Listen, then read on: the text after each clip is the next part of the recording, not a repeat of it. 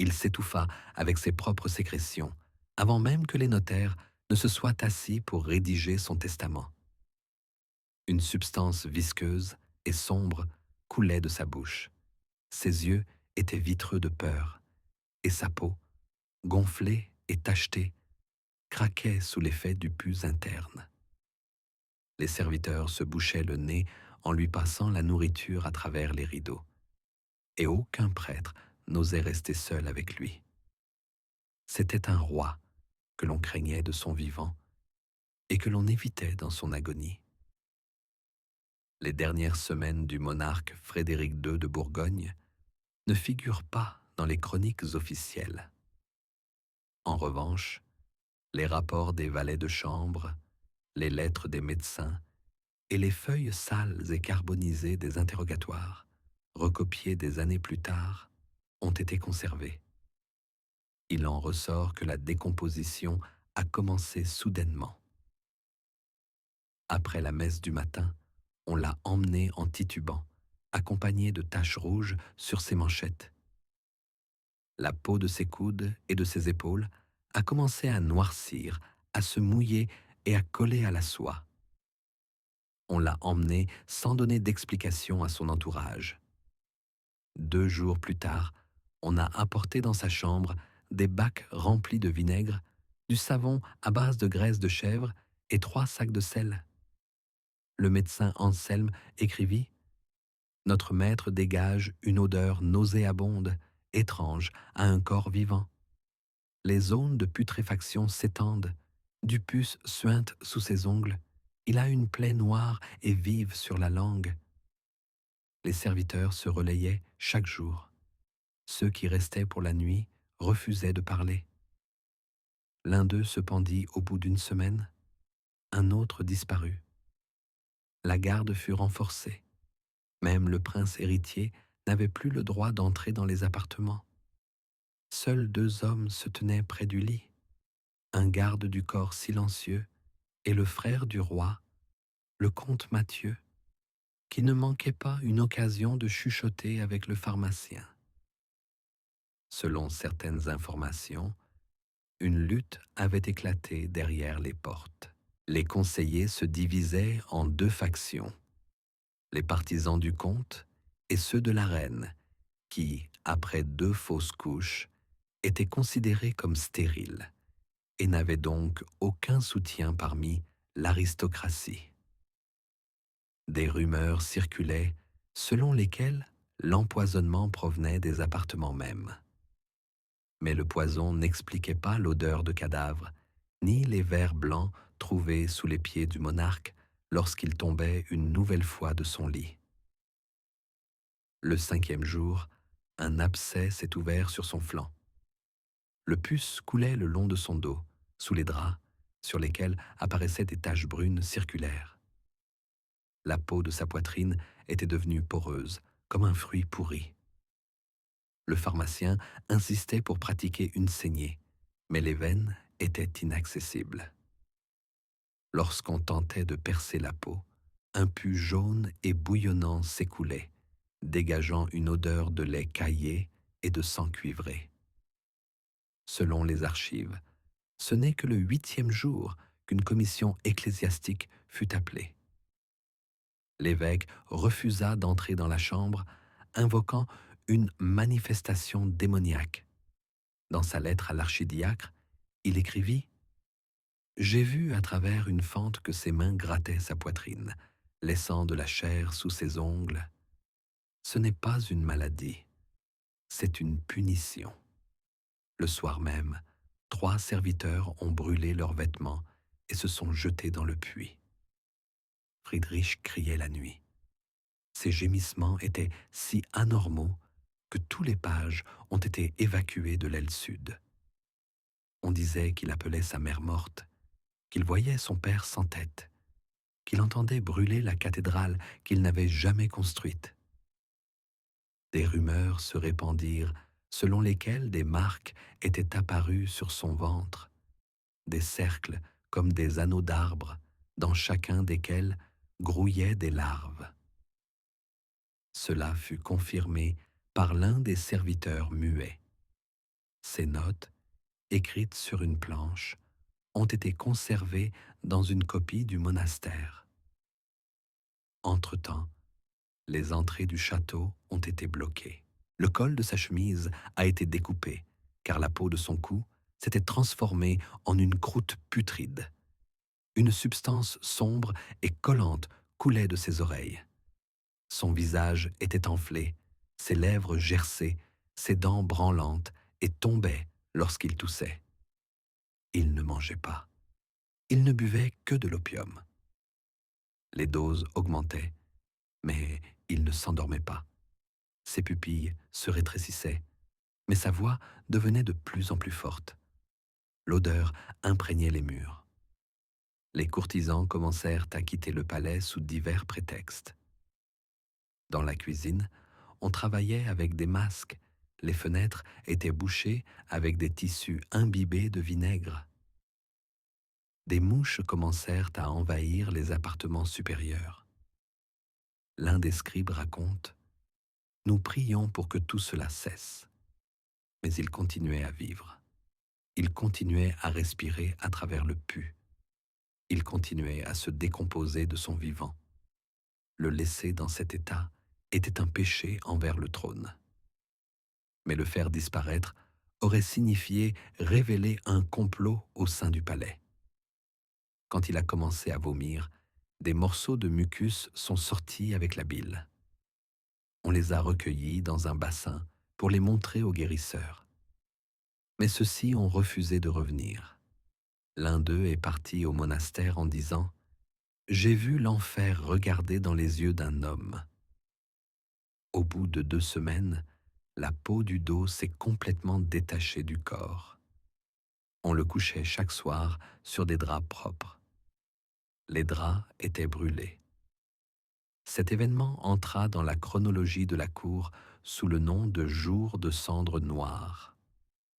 On ordonna alors de préparer le testament, mais la main de Frédéric ne tenait pas la plume. Il demanda au notaire de dicter à haute voix, mais celui-ci ne supporta pas les cris et s'enfuit, couvert de vomi. Le lendemain, le duc Mathieu donna l'ordre de ne laisser entrer personne, même la reine. Seul le pharmacien et 2 gardes du corps restèrent auprès de lui. Le médecin Anselme s'enfuit. Plus tard, on le retrouva mort dans la forêt, la langue coupée. À cette heure-là, son corps dégageait déjà une odeur si pénétrante que les portes de l'aile et où se trouvaient les appartements du roi étaient fermées à double tour et que les gardes se relayaient toutes les 2 minutes et demie. Selon l'un des gardes, dont les propos ont été consignés dans un rapport ultérieur du chef de la garde royale, il n'y avait pas d'air, seulement une odeur nauséabonde qui pénétrait dans les oreilles, les vêtements et la peau. Le roi n'était pas lavé, il n'était pas changé. Les serviteurs emportaient les draps, enroulés comme des linceuls, et les jetaient dans une fosse spécialement creusée à l'extérieur du jardin. Le baigneur en chef Anselme, interrogé plus tard, affirma que depuis le 17 avril, il y avait toujours du pus sur le lit du souverain, parfois épais, parfois liquide, parfois avec des bulles, et parfois même avec des larves. Le monarque délirait. Son visage était couvert de plaies. La peau de son front se fendait comme du vieux papier parcheminé. La pommade à base de pétales de rose broyés et d'huile n'avait aucun effet, probablement en raison de la décomposition des tissus internes. Son œil droit était collé par le pus, et le gauche ne clignait presque plus. Il murmurait à l'oreille du prêtre, bien qu'il n'y ait personne d'autre à proximité. Les médecins avaient été rappelés sur ordre du secrétaire royal afin d'éviter les rumeurs. Mais cela ne servit à rien. 2 cuisiniers avaient disparu des cuisines du palais. L'un d'eux, comme on l'apprit plus tard, se faufila jusqu'au cocher et lui parla d'un cadavre humain qui appelait tout le monde par son nom, mais qui ne pouvait même plus se redresser sur ses coudes. Grâce à lui, la nouvelle parvint à l'épiscopat, et une pression silencieuse commença. Si le roi mourait dans l'impureté, cela signifiait que son âme était rejetée par Dieu.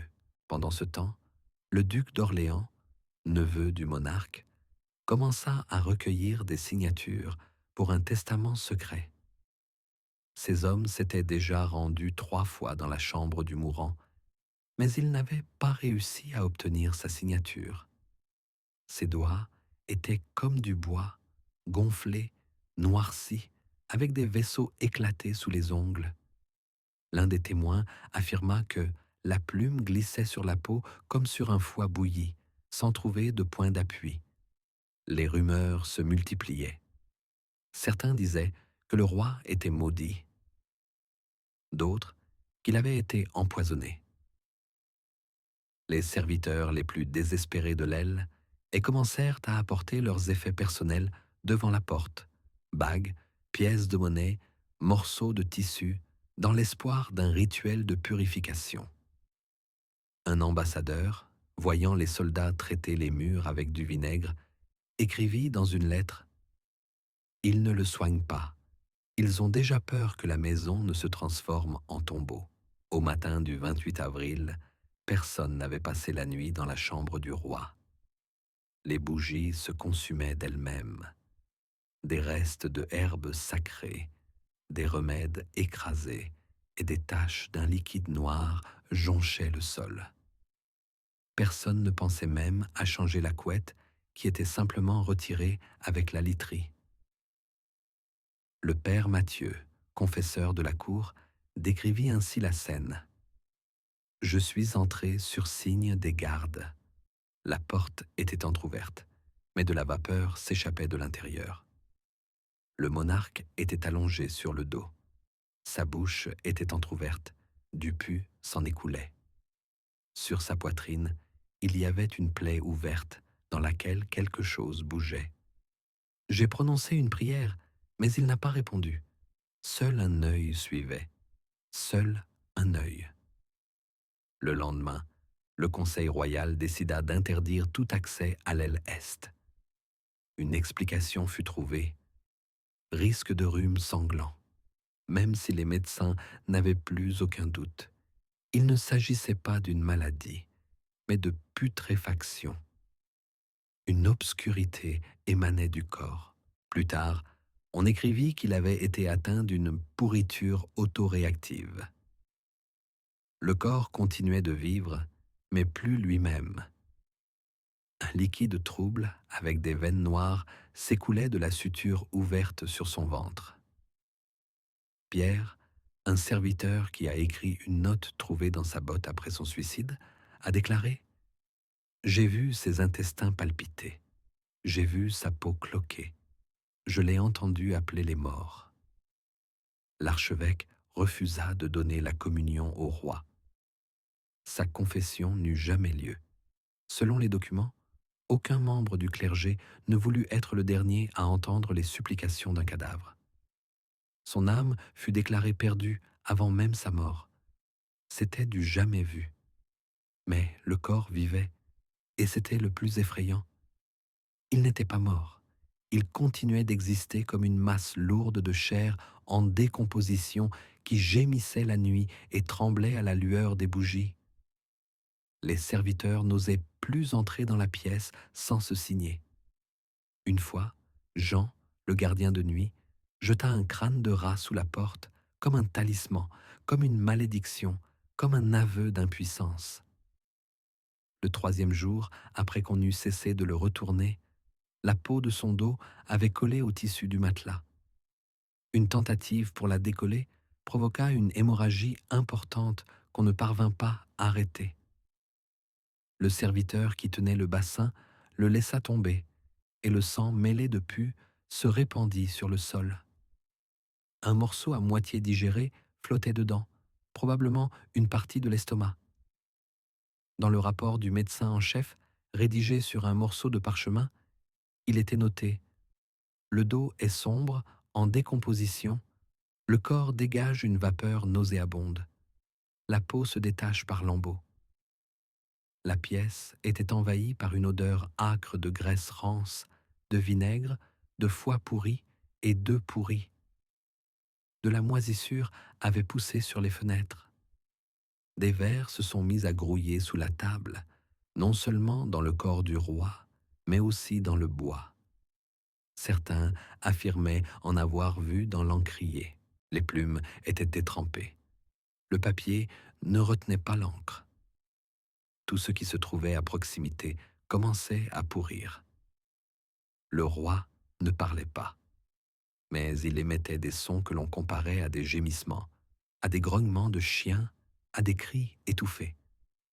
L'un des témoins, un jeune serviteur nommé Bastien, raconta: On aurait dit qu'il mâchait quelque chose. Ses lèvres bougeaient, mais ne formaient pas de mots, comme s'il mangeait sa propre âme. Les gardes se tenaient à distance. Ils étaient autorisés à se relayer toutes les 2 minutes. Même les meilleurs médecins refusèrent de le soigner.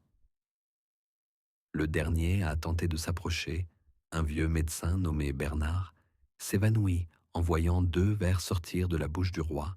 Personne ne le revit jamais. C'était la panique au palais. Les héritiers exigèrent que le testament soit signé de force. Mais personne ne pouvait forcer le monarque à prendre la plume. Ses mains étaient devenues noires, denses comme du bois. Ses doigts ne se pliaient plus. Un jour, sa main tomba du lit et resta suspendue, immobile, comme un morceau de viande séchée. Les médecins avaient peur de la soulever. Les tissus étaient trop fragiles, ils auraient pu se déchirer. Sur ordre du conseil, un groupe de prêtres fut appelé pour procéder à un exorcisme. Ils récitèrent des prières pendant 3 jours d'affilée, se relayant les uns les autres. Mais rien n'y fit. Au contraire, à la nuit tombée, une substance visqueuse apparut sur le sol. Quelqu'un aperçut un rat qui avait mangé un morceau de bandage et était mort à côté. Les blanchisseuses de la cour refusaient de prendre son linge, même avec des gants. Le juriste du palais nota: Le corps de Sa Majesté est indescriptible. Il est vivant, mais au-delà de l'humain. Nous ne savons pas s'il s'agit d'une punition, d'une maladie ou d'un châtiment divin. On tenta de lui donner l'absolution à travers les barreaux, mais même ainsi, le prêtre refusa. Il dit que l'esprit s'était déjà envolé.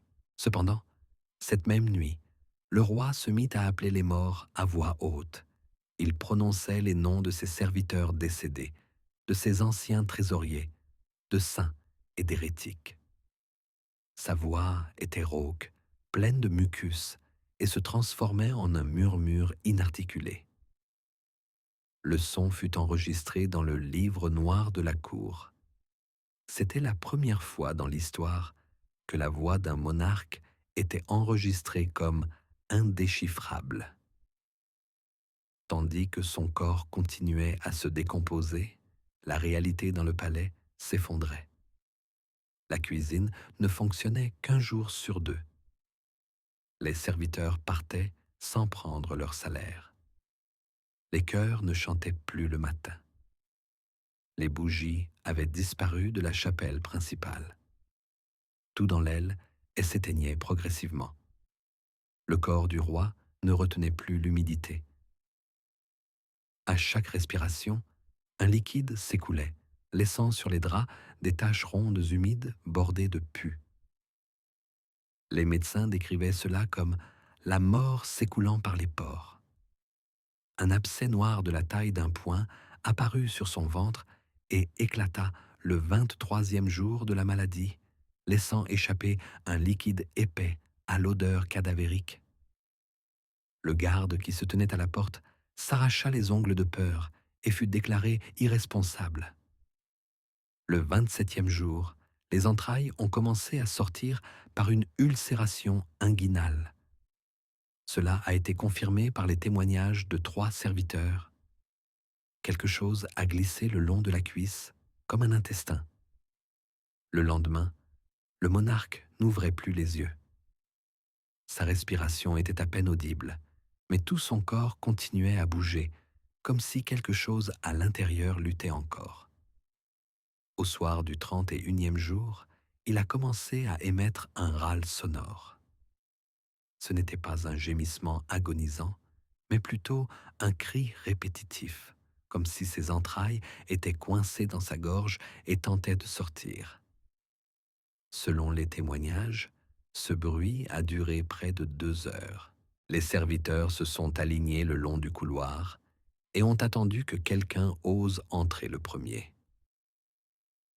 Lorsque l'archichancelier entra enfin, il vit que du sang bouillonnant s'écoulait de la bouche du roi. Ses lèvres portaient des traces de morsure. Des larves sortaient de son ventre, près du nombril. « Il n'est pas encore mort, » dit le chancelier, « mais il n'est déjà plus là. » Au 32e jour, à l'aube, sa respiration devint saccadée avec de longues pauses. Selon le récit d'un garde assis sous la porte, une demi-heure avant l'aube, il entendit un bruit comme si l'on pressait un liquide hors d'un ventre. Puis le silence. Pas un gémissement, pas un soupir, mais l'absence totale de tout bruit. Le croque-mort, appelé à l'avance, refusa de soulever le corps. Selon lui, il bougeait encore et de la vapeur s'en échappait. Tout ce qui restait du monarque gisait sur de la paille imprégnée de pus. Les draps étaient de couleur jaune-vert, couverts de taches profondes. Le ventre s'était ouvert le long d'une plaie, laissant échapper des caillots indescriptibles. Les côtes étaient visibles, la peau entre elles ayant éclaté. Un liquide brun coulait du nez et des oreilles. Les yeux étaient enfoncés. Les lèvres étaient recouvertes d'une croûte. Mais le plus horrible, c'étaient les petits claquements que l'on entendait dans la pièce. Des larves. Elles bougeaient à l'intérieur et à l'extérieur. Il est mort seul, mais pas dans le silence, a noté l'un des derniers témoins. Après sa mort, le corps a été laissé dans la chambre pendant encore 24 heures. Personne n'osait y toucher. Il a alors été décidé de détruire le lit. Pas de le laver, ni de le faire bouillir, mais de le brûler. Dans une cour fermée, derrière un mur aveugle, sans annonce ni présence de prêtre, tout le mobilier de la chambre fut empilé et brûlé. Le rapport de nettoyage sanitaire indique. En raison de la décomposition excessive et du risque de contamination, il a été ordonné de détruire tous les tissus, le bois et les ustensiles. Même les pièces en bronze étaient couvertes de moisissures. Nous nous abstiendrons de toute cérémonie. Les restes ont été enveloppés dans de la peau et de l'argile afin d'empêcher les liquides de s'écouler. L'enterrement a été reporté. Il n'y avait pas de testament. Les héritiers ont déclenché une guerre 3 jours plus tard, sans cérémonie, sans deuil, sans funérailles. L'un d'eux s'est proclamé nouveau souverain avant même que la mort ne soit officiellement reconnue. L'archevêque a refusé de célébrer le service funéraire. Il a invoqué une odeur insupportable, l'état indescriptible du corps et la crainte de la colère du Seigneur. Selon lui, ce qui gisait sur ce lit était plus une malédiction qu'un corps. Des fissures apparurent sur les murs de la chapelle. Les bougies s'éteignaient sans qu'il y ait de vent. La décision fut prise. Pas de funérailles publiques, seulement un rituel privé dans les souterrains. Pendant que le corps restait dans le château, les rats sortirent des caves. Plusieurs d'entre eux furent retrouvés morts près des portes. L'un d'eux était dans la chambre. On disait qu'elle était morte après avoir mangé un morceau de chair tombé du lit.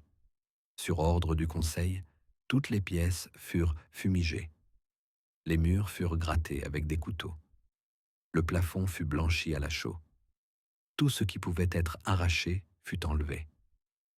Le sol fut arrosé de vinaigre. Les documents affirment: l'odeur est restée, malgré 6 fumigations, 2 changements de tapis et le remplacement des volets. Certains courtisans sont partis, déclarant que le château était maudit.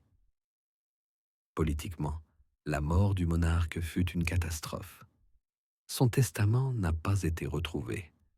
Le trésor public a été scellé. Le conseil se divisa en 2 factions. L'un des prétendants au trône commença les exécutions dès le 4e jour après la mort du vieux souverain. Des rumeurs de malédiction se répandirent dans la capitale. Des enfants naissaient morts, des prêtres avaient des visions, le pain noircissait dans les greniers. Certains écrivaient que le roi n'était pas mort, mais s'était désintégré. Dans l'un des traités médicaux ultérieurs, publiés dans un royaume voisin, le cas est décrit comme une décomposition purulente complète de la personnalité due à la tyrannie, à la gloutonnerie et à la décomposition spirituelle. Il est noté: un tel niveau de dégradation organique n'a été observé chez aucun autre souverain connu. Dans la chronique des 34 jours, rédigée sous la dictée d'un vieux chroniqueur, on peut lire: son corps était plus solide que sa couronne, mais plus faible que la poussière.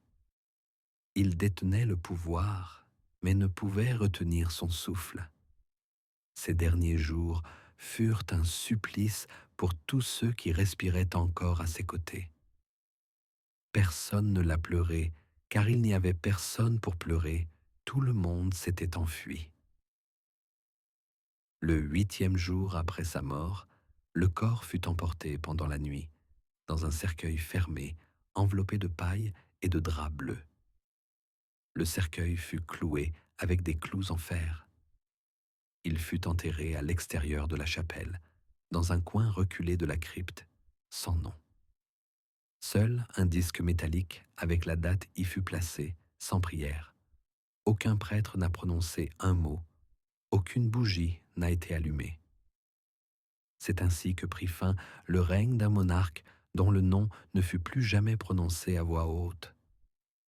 Les chroniques officielles ne le mentionnaient plus que comme le souverain défunt, et le peuple le considérait comme celui qui avait pourri vivant.